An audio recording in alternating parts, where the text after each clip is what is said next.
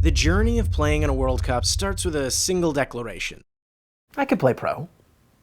For those who are brave, foolish, or confident enough to say it, those 4 words, they're the very first steps towards an ocean of possibilities. No matter if you're one of the greatest to ever play the game, a nailed-on starter with superstar abilities, or the final call-up trying to make a name for themselves with the national team, that dream of getting to play in a World Cup, it all starts with the same decision. But how do you go from the schoolyard to the center stage? We know the road most traveled. It's some of our favorite football lore. Grow up playing in the streets of a Northwest industrial town that's gone from building ships to building stars. Shine amongst the rest as a man against boys at the academy level. Make your top flight debut and leave an impression so strong we can't help but remember the name! Get a call up to the national team and explode onto the international stage at the age of 18. Infinite possibilities in the world at your feet. It's the stuff that dreams are made of. But when you're outside the top 9, it's just that.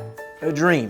And the journey, it can be a whole lot less direct. Our first story, as we begin our series chronicling the footsteps of those bold enough to take them, takes us to a very different type of Northwest. To meet a player looking out onto those possibilities, who finds themselves on the very verge of grasping them. Like so many before him, he selected a path forward through Europe. But what started out as the adventure of a lifetime quickly turned into the lesson of a lifetime. Living alone in hostels, traveling from country to country, club to club, facing constant rejection that took him further and further down the football pyramid, until he found himself staring down his final dollars, and at the time what he thought might be his final days to prove that he could live out that dream of being a professional player. He declared his 4 words, so let's declare ours. Let's go meet him. Born in Toronto, not too far from where we are right now, Ali Ahmed's voyage began right here, which is pretty ironic because 3 subway stations that way, he'd be faced with his biggest crossroads. But we're gonna get to that later. A son of 2 Ethiopian-born parents, both Ali's family and community have always played a crucial role in his success from the very beginning. Inspired by the sounds of Serie A matches serving as the soundtrack to his Saturday mornings, Ali was introduced to the game at a very young age, with his parents carrying over their traditions of watching matches on television, much like they had when they lived in Italy before Ali was born. Playing his youth football at Armour Heights and later at North Toronto, the game quickly became Ali's obsession, a natural winger who just loves having the ball at his feet. But the place that truly began to grow the roots of Ali's lifelong pursuit? Oromia FC, his community football club. I don't know how much you know about football. In fact, I don't even really know how much I know about football. But from you having clicked this video and from me having made this video with Michael, I'm willing to wager that you probably know that a player's development between the ages of 13 and 17, pretty important when you're going pro. As in, you should probably already be playing against the highest level of opposition available to you. Here's some pictures of Ali's 2 favorite players, Neymar and Eden Hazard at around that same age. You'll notice that they're wearing the logos of professional clubs, commonplace in South America as well as in Europe. Well, in what might be one of the most Canadian things of the past, Ali, he didn't think he had any chance to play amongst the ranks of some of his favorite players. So he played just as much competitive basketball in high school as he did rep soccer. And that's not like some kind of like false sense of Canadian modesty. You gotta remember, seeing is believing, and at that time, there weren't many Canadians playing in Europe's top 5 leagues. I mean, I remember when I thought it was cool as hell to see Julian de Guzman on a La Liga team when I booted up FIFA 06. And it was awesome to see Junior Hoylett playing in the Premier League as a hotly rated youth player, as well as seeing Atiba playing with historic European clubs. But it felt like those guys, they were the exception, not the rule. And it's why this generation is so important. But anyways, back to Ali. By his own admission, he was never gonna make it as a professional basketball player,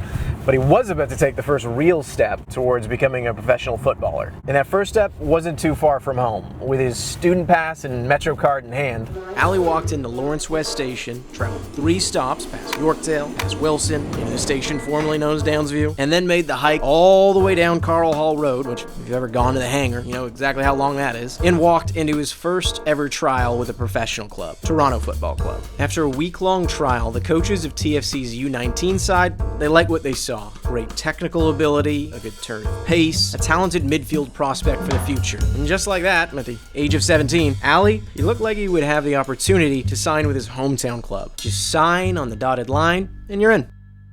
he did not do that. following the advice of one of his coaches at the time, Ali was presented with two options. First, take the safe route, sign with TFC, maybe graduate to the second team, maybe get a chance to play in the MLS.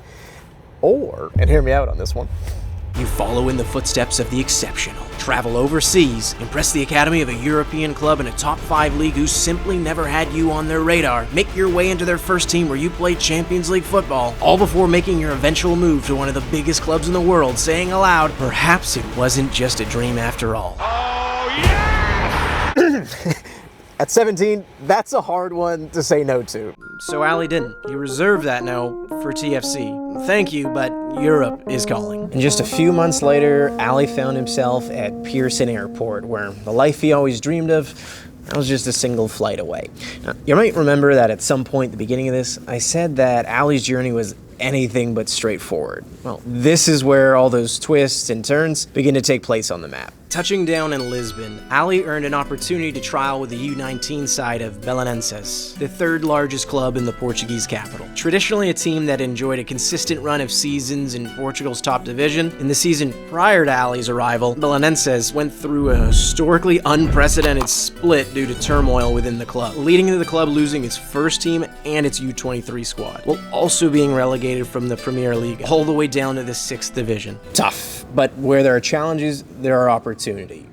Fortunately for Ali, the club told him that they were short on money for that opportunity, meaning that for the full duration of his 6-week trial, he'd have to front the bill for his food as well as for his hostel. In a world where so many young players are fighting for so few positions, it's a practice that's far more common than you think, but that doesn't make it any easier to go through. Train, cook, sleep, repeat. Train, cook, sleep, repeat. Train, cook, sleep, repeat. All while thinking about your family back home, as the feeling of adventure, that starts to fade into the background. And for Ali specifically, the thought of slowly pouring out your family's savings down the drain of your big but now burdensome dreams begins to emerge. With every passing second on the clock now equating to money lost, Ali, he felt he had to act quickly. So he asked one simple question to the club. Are you gonna sign me?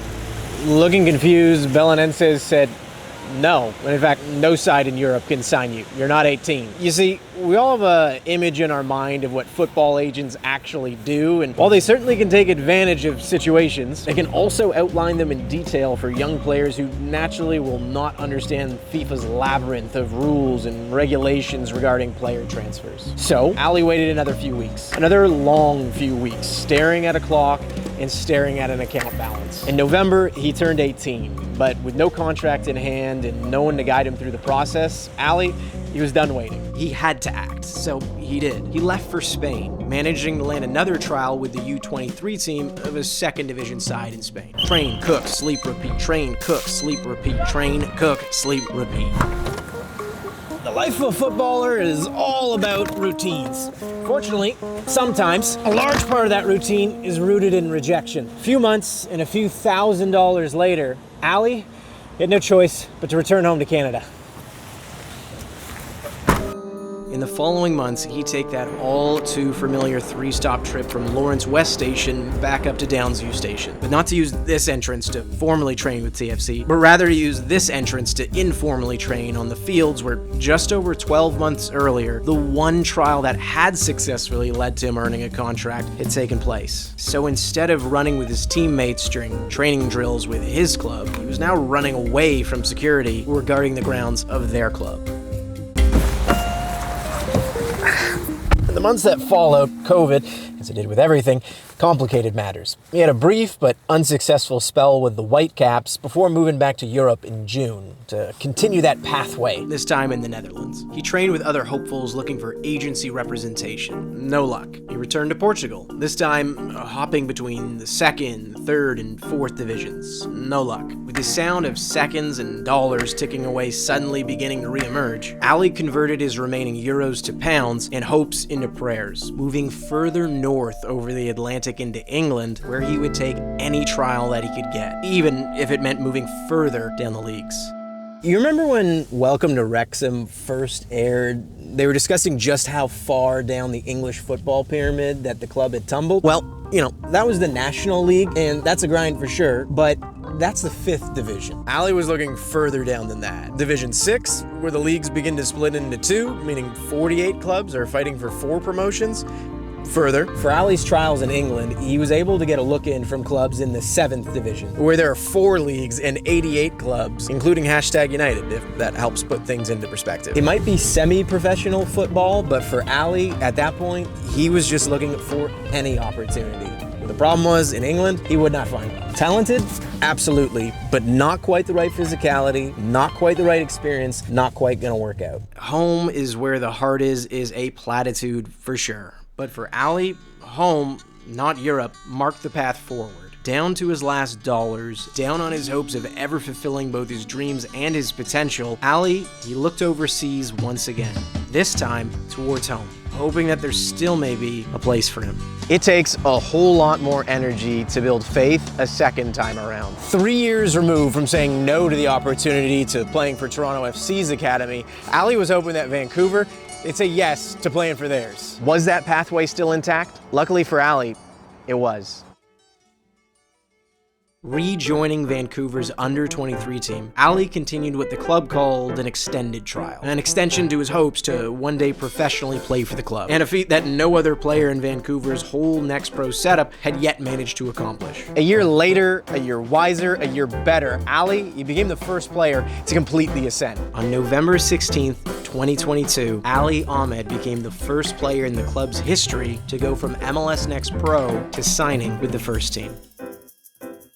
4 years onwards from what Ali thought might be a mistake that he'd never forget, he was now taking the steps towards a lesson he'd always remember. Talent is never enough, not when you're far from the only one trying to navigate an ocean of possibilities. Patience, hard work, and determination are all great, but you also need people who not only believe in who you are, but who you might become. Following Ali's first ever professional match, Ali paid homage to the people who had done just that for him. Yeah, Ali sacrificed a lot to make it to this point. But Ali, he'd probably be the first to tell you it's the Ahmed's sacrifices as a whole that got him to where he is. We say you ought to be playing for the badge on the front and not the name on the back, but in moments like this, it's pretty clear that both should mean just as much to a player. The Ahmed's, they supported Ali off the pitch, while the Whitecaps and former manager Vanni Sartini, they supported him on it. In finding a wingback with the ability to go past his man just as well as he can take the ball off him, Sartini, he found a match made in heaven for his system. A system Ali thrived in, creating chance after chance for his teammates and ultimately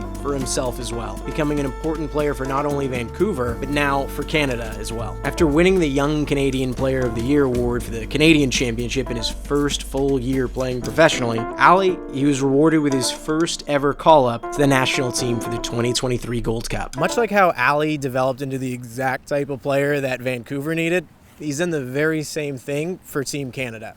So much so that Jesse Marsh says that Ali understands the way that they play better than anyone else. He made his way into Canada's Copa America squad, where he took to the field against the defending world champions. Absolutely different journeys, but for 90 minutes, the very same pitch. There isn't a singular path to getting the opportunity to play in a World Cup. Anyone can dare to dream the same dream, and for some, it is not a dream. It's very much a possibility. So with just under a year to go to the World Cup, and that spot just within his grasp, what does Ali make of all this? Well, there's an easy way to find that out. Ali. How you doing, man? Let's chat out. How are you, man? Good to man. see you. Good to see you too. Man, let's start at a crucial point in your career, a crucial point in your life. You decide to go to Portugal, you forego signing with the Toronto FC Academy, you're out there by yourself, out in Europe. What was like the thought in your head when you did that? Were you just like, once these guys see me play, I'm in and this will all work out? Like, what was that? Yeah, you know, as a young kid, soccer kid in Toronto, you know, the dream is always to play in Europe. And when you hear a country like Portugal, you might not put too much thought into it.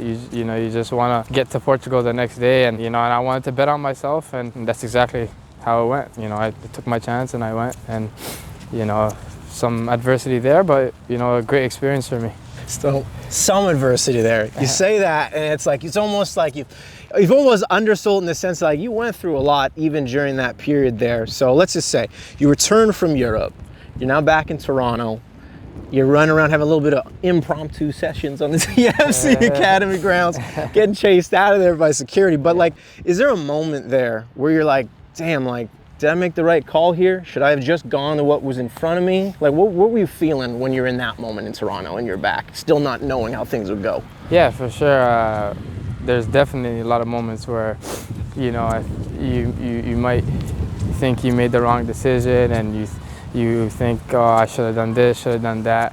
And I was definitely, you know, thinking that. But to be honest, I knew that wasn't going to help me, you know, and I didn't want to put too much time into what I should have done, you know, but, you know, rather just learn from it and try and, you know, make the situation better. I think as a young kid, I think I had the right people around me too that helped me, you know, continue and try and improve my situation. I don't know you, but like when I traveled for the first time outside of Canada, you kind of get a sense of just how big this world is, how many people are in it. So when you're in Europe, you're training at all these clubs, you see all these players, they all got the stories of their own, they've come from other parts of the world just like you see that they're talented. Did you kind of get a sense there in Europe? You're like, man, to make it to that level, to get to this, to play, there's a lot of people with this dream, and it's rare to get this opportunity. Absolutely. That's exactly, you know, one of my takeaways, I would say. Just experience, you know, how many young soccer kids that, you know, wanna make it to the big leagues. And I think just seeing how people, you know, they breathe football over there in Europe. And, you know, there's a lot of hungry and talented kids over there. It was good for me to see that, you know, and see that I had to step everything another notch, and it was good for me to experience that and see that, and, you know, allow me to implement that in my daily growth of trying to be a footballer. You know, speaking of it, you said there's a lot of young players out there. Now, and you've said it already, like, you got no regrets. Yeah. Things have worked out just great for you. That's why you got that badge exactly. on you. Yeah. But for someone who looks at your journey and all the guys now who are on the Canadian national team and they're trying to forge their path forward, and maybe they look and go, Ali went to Europe, you know, maybe, you know, it went in a different direction, but it figured out. Is there any advice you might have for them if someone's just looking to maybe jump right into this? Yeah, like, I think for me, I had to really understand that it's okay to not be an 18-year-old professional, homegrown contract. You know, it's okay to not be a 20-year-old, you know, playing in Europe, making headlines. You know, and I had to understand that, you know, I had my own timing. You know, I had my own time. I'm 25, but I'm only in my third year as a professional soccer player. And I think that was, you know, for me, the biggest thing to accept that, you know, I don't have to be one of those highly touted young professionals, and, you know, that, like I said, just not give up and just understand that, you know, if I put in the right work, you'll get rewarded. It's okay to be a late bloomer. In my case, I'm waiting for the bloom, but for me. So again, like some of your teammates on the Canadian national side, you see them playing in some of the biggest stages that there are in club football, whether it be, you know, the San Siro, the Bernabeu, the Allianz Arena. Do you still kind of have a European dream of your own? Yeah. Of course, like seeing your peers on the national team playing it, like you said, you know, in the Champions League against, you know, the biggest clubs in the world. We used to run home and watch games, and now, you know, for me to see Canadians playing there, it's crazy, and I think it's great for us. You know, it's gonna only motivate and, you know, to grow the game in Canada. And I think for sure for me, you know, my ambitions are always to push myself and be at the highest level. So, you know, if the opportunity comes, why not? You know, we've said it before, where the chance to play in a World Cup, ultra rare.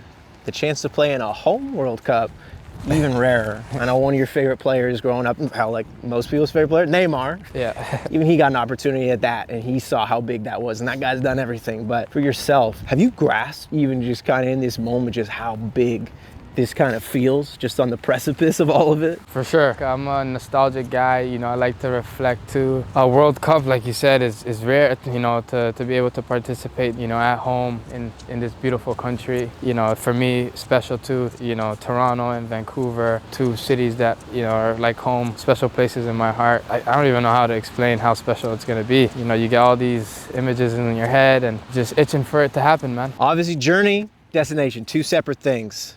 In 5 years' time, what's the goal for you as far as like what you see in your career?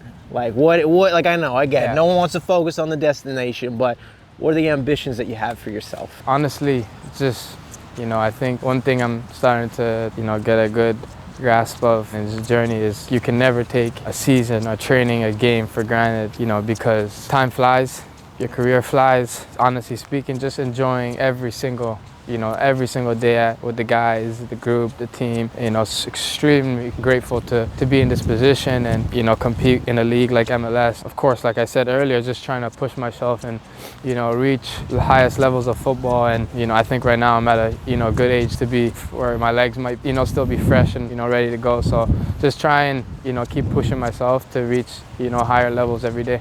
All right, Ali, I appreciate you, man. Thank you, man. Now we get to see you ball out at the match. Thank you, man. I appreciate But, it. man, hell of a journey, Thank and you.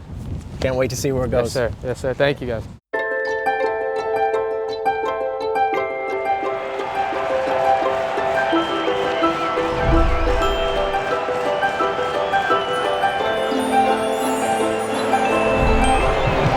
So how hard is it to make it to a World Cup? Very. No matter what your path towards that journey is. But as a kid who grew up not thinking to even watch a World Cup match live, it's pretty cool to realize that you're going to watch one in this very building. So for Ali to get the chance to play in one, bet you that feels even cooler.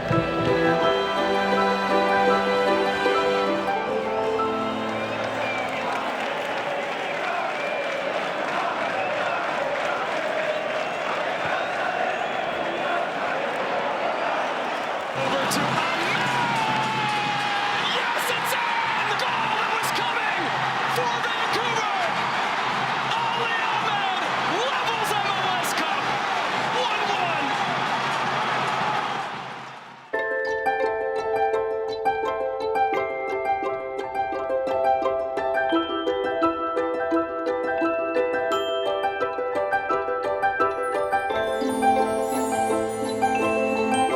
Arriving, here he is, he's only just come on, he works it back with a shot to come into the net from Ali Ahmed! He's got his first goal for Norwich City and he slides on his knees and celebrates! Yellow cuts it back, Ali Ahmed! Yes!